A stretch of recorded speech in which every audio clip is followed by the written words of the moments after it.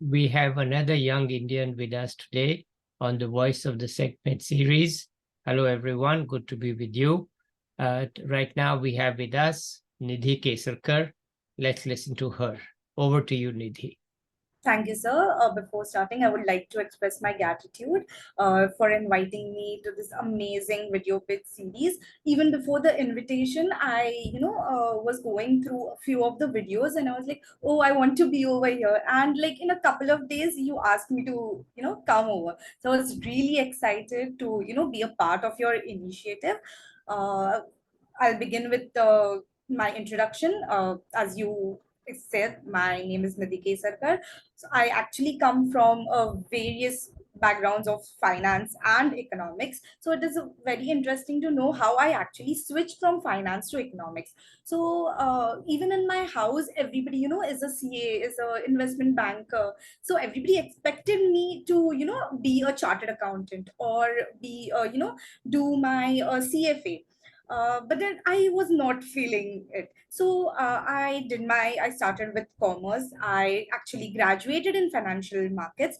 After it, I was not really sure if I should go for an MBA in finance, if I should go for a CFA. So actually, a relative helped me out. Back then, I did not know economics as well. I had the subject in my 12th grade, I had the subject even in my graduation, and I actually excelled in the subject, but still I did not have the love for economics back then. So this relative told me like, okay, if you're not interested a lot in pursuing your further studies in finance, what do you want to do? So I was a bit clueless, so he asked me, tell me the subjects that you like.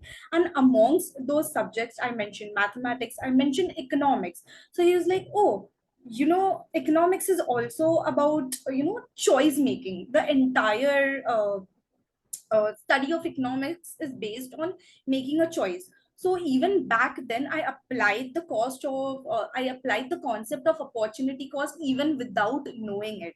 So he was like, do one thing, start listing down, courses that you want to do, for the studies where you want to do. Start listing down the fees that you require for them, and also start listing down, after completion of your course, after completion of your study, what would you like to work as and how much do you expect to earn. So that was a bit new for me. I was like, okay, let's try this. So I listed down everything. I listed down economics, like, okay, if I choose economics, what do I want to do in economics? And in no time, I found out, policy making. Oh, as an economist, I could make policies for the country, for the companies, for the organizations. I was like, okay, let's do this. This is something very interesting. Let's start with it. So this was the first time I used opportunity cost, and I did not even know about it. But then after it, as I started studying economics, as I started reading more into economics, I was into it all.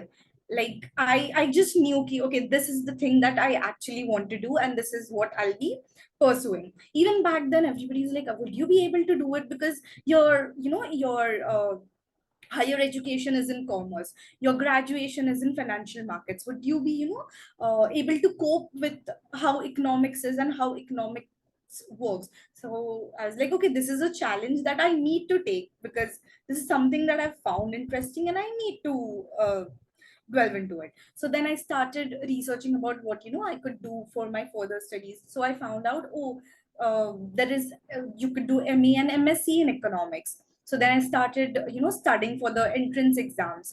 I knew that I wanted to stay in India and do my masters in India itself. So I started researching more about the best institutes of that offer economics in India. So I listed down a few and I started preparing for the entrance exams of these. Sorry, so you're not audible. Could you give us the names of the few you thought were Right. highly Yes. ranked? First one was Delhi School of Economics, without doubt. Second one I actually preferred was IGIDR, Indira Gandhi Institute, which is in Mumbai. The third was where I actually graduated from, Gokhale Institute of Politics.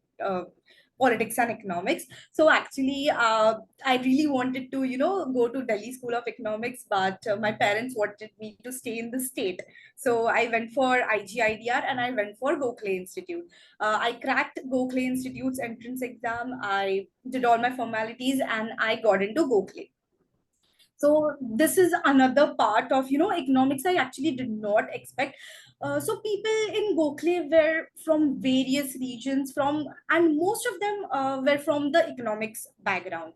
So even in when I started my MSc, I had to put in a lot of efforts from my side, because from the background that they already had, they knew the core economic concepts, they knew the mathematics behind those theories, they knew what mathematics will be used further on. And me coming from a financial background, we did not have much mathematics in finance. What I studied, it was more about financial markets, it was more about stocks, trading, equity markets, mutual funds, etc., etc., which I was already very confident about.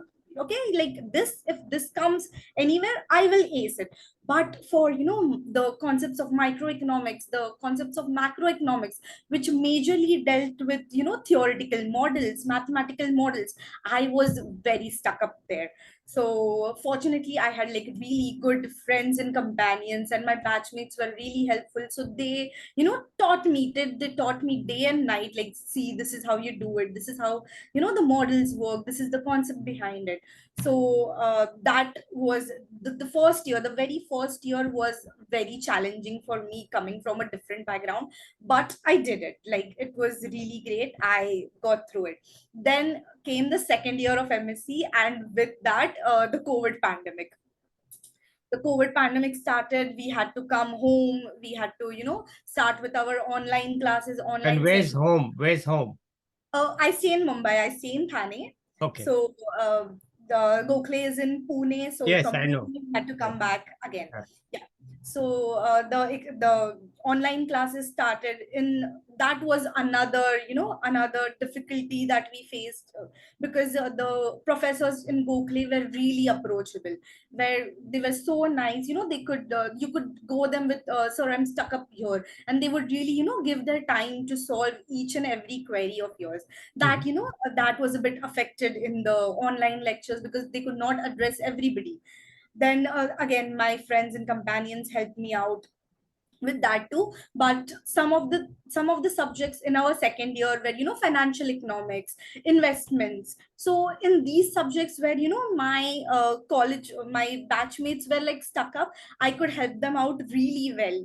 Yeah. I taught them how you do some accounting, how do you do financial economics. Yeah. So that is very, like, when I was in my second year, when I was teaching them, I also found out, like, oh, this is one of my interests, teaching. So I started teaching, students, like in 11th grade, in 12th grade. I started teaching them our basic of economics, the 11th grade economics, the 12th grade economics. This is where again I realized, oh, further down the road, I would really like to get into academia too. So, but before that, again, I thought I should gain some experience in the corporate world, gain some experience in the markets, and then maybe I can turn into academia too. So after my graduation, I started looking for jobs. So in Gokhale, they actually focus a lot upon research and data science jobs. But my interest was neither a lot into data science, nor did I want to get into research as such. So I started looking for jobs where I could use data science for policy making. So Aditya Birla actually offered me an opportunity of as a policy manager for the Risk Containment Unit, and I took it up.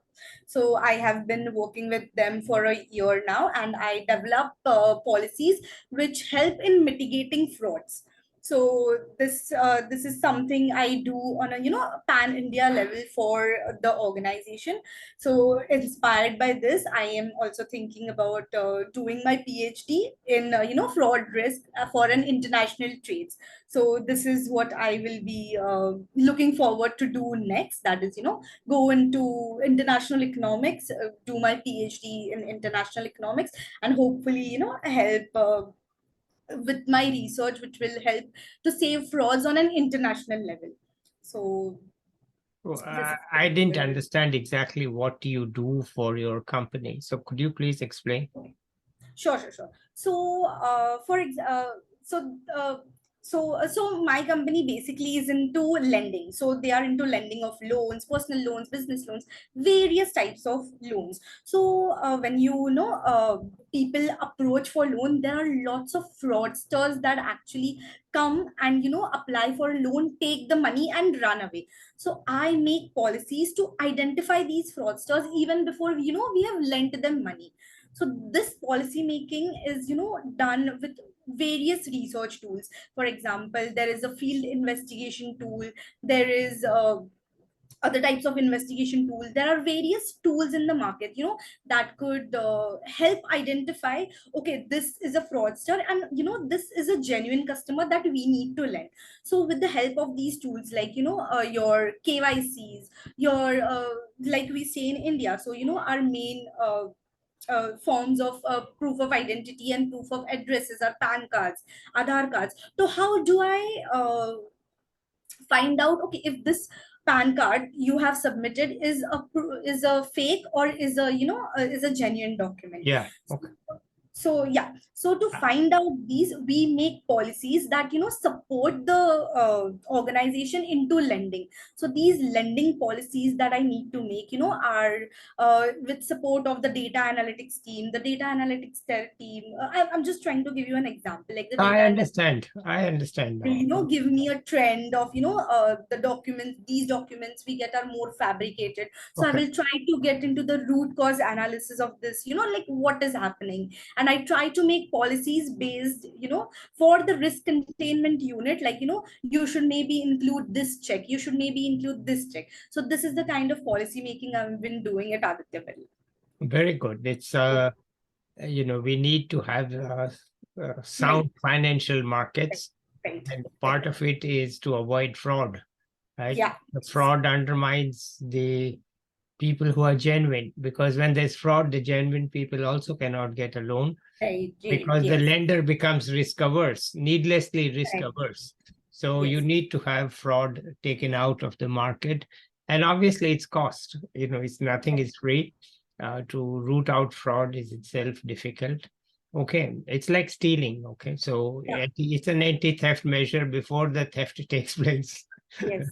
Because they're So, going to they're going to steal your money, right? Uh, yes. So based on the kind of work that I do right now, I thought like maybe one of my favorite subjects in economics was international economics. So I started thinking, like, if the frauds happen on a national level, of course they happen on an international level in trade between the countries. So I have been researching a bit about frauds happening between countries, frauds happening in the international trade, how mm, traders mm. exploit the international policy, international financial policy Yeah. that develop. So this is what I've been doing currently, and hopefully I'll soon find my PhD thesis, and I'll be working on that. PhD, wow, that's an ambitious aim. Yeah, Don't take it easy lightly. PhD, as you know, there's a big opportunity cost. right, And right, of course, and the of course, PhD itself is quite hellish at times. So right. be careful before you go into that, because it's anyway, I'm glad to hear that. Okay, anything else? Hobbies, entertainment, what you Yes, enjoyed in your sure, BCom and Go Clay, something else, so that people sure. decide whether So to go there. yeah. So in Gokle, after the first semester is over, your first year is over, we everybody is mandatorily, encouraged to do an internship. Now this internship, again, like most of the people who sit for placements, go for data science internships. They try to find internships that match what they are going to sit for placements. But since I neither wanted to sit for placement and I was neither interested a bit more into data science, I thought for myself, like, what can I do as an internship? So one of my friends actually has a startup for sustainability. sustainability in products. He tries to reduce the plastic packaging, plastic objects that we use on a daily basis. So he invited me. So he was like, maybe I can use your help in trying to better my products, better my sales. So I was like, okay, let's do this, because I did not have any proper structured internship as such. So I started doing that again. In that internship, I realized how much sustainability plays a big role in managing the economics for emerging economies, like how much sustainability is going to play a big role. So I started reading a bit more upon that. That is, even in that internship, I realized how much I actually liked digital comics making. So because I was the only intern over there, so I used to do everything, even from sales, even from Mhm. bookkeeping, even expanding his social media presence. So I used to do everything over there. So that is where I again realized, oh, digital comic making, digital arts is also one of my great hobbies. So that is where I learned this. And it was very peculiar, like, oh, you are an economist, you also want to be an artist. So I was like, why not, I can do I both of know. it. Yeah. So there again I realized my interest in digital art making, and since then I have been following digital art making. I make it for myself. I post it on my own social media. So yeah, that is one of the hobbies that I discovered. Okay, wonderful. That's uh, very few economists are creative in arts. I don't know any. They tend to marry, especially if they are men, they tend to marry creative women to compensate for their own life. Lack of For creative. example, me, this office looks good. It's a terrible place, but my wife knows how to make it look good. It's actually quite a dumpy basement, but anyway. So good. That's a nice hobby to have. And it's an emerging business, an emerging thing. Right. Can't be stuck with the old days hobbies. It's new, emerging, digital art. Okay. Any tips you would like to give to young people? So one thing I would really, urge young people, this initiative, you've taken, it is really great to know, diverse backgrounds of people, what they are doing. Like anything could inspire, a young watcher who's, invested in your Vidped. So he would maybe, how I talked about policy making. So inspired by me, maybe somebody, would like to get into, what I explained, like prevention of frauds. So I think this is a great initiative by you, sir, and it would really, encourage and inspire youth of the country who will be, watching these videos. So yeah. All right. Thank you. And your future you have already laid out. So I think that's fine. Anything else you want to add at this time? No, I'm done. I'm Okay, like, thank great. you for listening to So me, then sir. we'll end it here. Maybe we'll catch up with you in a year Sure. to see how things are working out with you, Okay. and just to get an update. Till then, let's say bye to the viewers, bye everybody. I'll Bye, be everybody. back with another young person or an expert soon. Till then, bye. Bye bye.